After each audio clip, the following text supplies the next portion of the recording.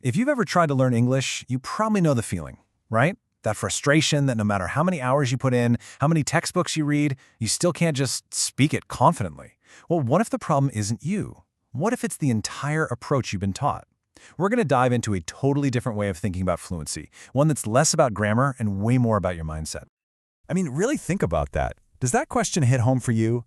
If you just answered yes, even in your head, you are definitely not alone. In fact, that feeling, that's the starting point for millions of English learners all over the world. It's this shared experience, and just understanding that is the very first step to getting past it. And you know this shared experience? It actually has a name. This isn't some personal failing. It's a phenomenon that a student from Japan, a woman named Seiko, perfectly described as English trauma. So let's unpack what that really means.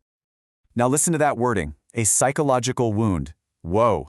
This isn't about being bad at languages. It's the direct result of a system that creates stress, boredom, and this constant feeling of failure. It's that anxiety you feel in your stomach when you have to speak, and it's rooted in years and years of negative classroom experiences. So where does this trauma even come from? Well, the source material is super clear on this. It points the finger directly at the methods used in most schools. Let's break down why that traditional approach so often leads to total frustration instead of actual fluency. Just take the story of Gladys. I mean, she did everything right according to the school system. She was the perfect student, putting in an incredible amount of effort. We're talking 4 hours of studying every single day. And the result? She was hesitant, her speech was unnatural, and she was just deeply frustrated. Her story is the perfect example of this huge disconnect between effort and results in traditional learning. It proves that just trying harder isn't the answer. And this leads to maybe the most crucial point of this whole explainer. If a star student like Gladys can't succeed, then the issue isn't her. It's the method. The system is pretty much designed in a way that creates failure, no matter how hard the student works. It's a huge paradigm shift when you stop blaming yourself and start questioning the method you were taught. So this is what the source calls the hidden curriculum, these unspoken lessons that actually create the trauma. Think about it. Schools train you to be passive. You just sit there quietly, listen, take notes, memorize. They teach you there's only one right answer, so you become terrified to experiment. They punish mistakes with bad grades, which directly creates a fear of speaking. And they make you sit still for hours, which just drains the very energy you need to learn. It's like the perfect recipe for creating timid speakers, not confident ones. Okay, so if the old system is broken, what's the solution? This is where we make a huge pivot. The new approach focuses less on grammar rules and way more on the single most powerful factor in your success, your psychology. And to get this, let's use a really powerful analogy. Okay, think of any learning method, whether it's a textbook, a class, or some app, as the engine in a car. It's the mechanical part, right? It's the how-to. Some engines are old and slow, and others are modern and super fast. But an engine all by itself can't get you anywhere. And this is the key. Your psychology, your confidence, your energy, your beliefs about yourself and about learning, that is the fuel. You could have the best engine in the world, a Formula One engine, but if you put cheap, dirty gas in it, it's just going to sputter and break down. Your mindset, well, it powers everything. This slide just lays it all out, side by side. The school way gives you a slow engine and it fills you up with terrible fuel like stress and fear. Of course, the result is a slow, frustrating trip that you probably won't even finish.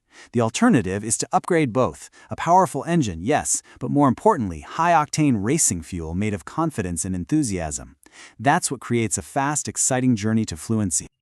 And hey, this isn't just wishful thinking. It's about using a really practical toolkit that connects your mind and your body to completely reprogram your whole approach to learning. It all starts right here, with your beliefs. For years, school might have programmed you with all those limiting beliefs on the left. The goal is to consciously, deliberately replace them with the empowering beliefs on the right. I mean, just feel the difference in energy there. Believing that mistakes are necessary completely changes how you practice. It gives you permission to be bold. You can also change your emotional state in an instant. The source suggests this simple, physical routine before you even start to learn. Put on music that makes you feel amazing. Move your body, stand tall, put a big smile on your face, even jump around. Then, while you're in this peak emotional state, listen to English and actively participate, shouting out your answers. You're physically connecting the act of learning to a feeling of power and fun. And this isn't just some feel-good theory. It's actually backed by some pretty incredible research. The work of Dr. James Asher, who created a method called total physical response, is amazing. He found that students who use physical actions while learning, connecting words to actual movement, can pick up as many as 36 new words in a single hour. That's the power of the mind-body connection. Movement literally helps wire language into your brain faster and more effectively.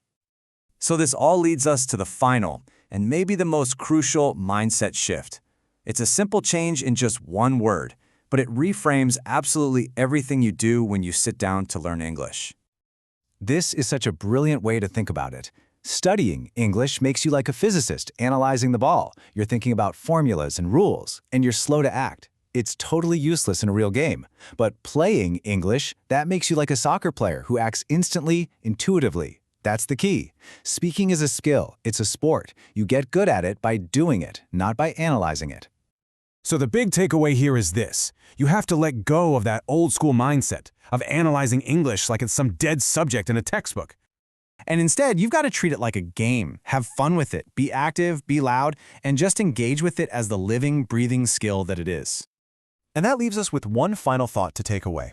After years in that old system, we all have these ideas programmed into us. So take a moment and ask yourself, what's the one hidden belief, maybe one you didn't even realize you had, that might be holding you back?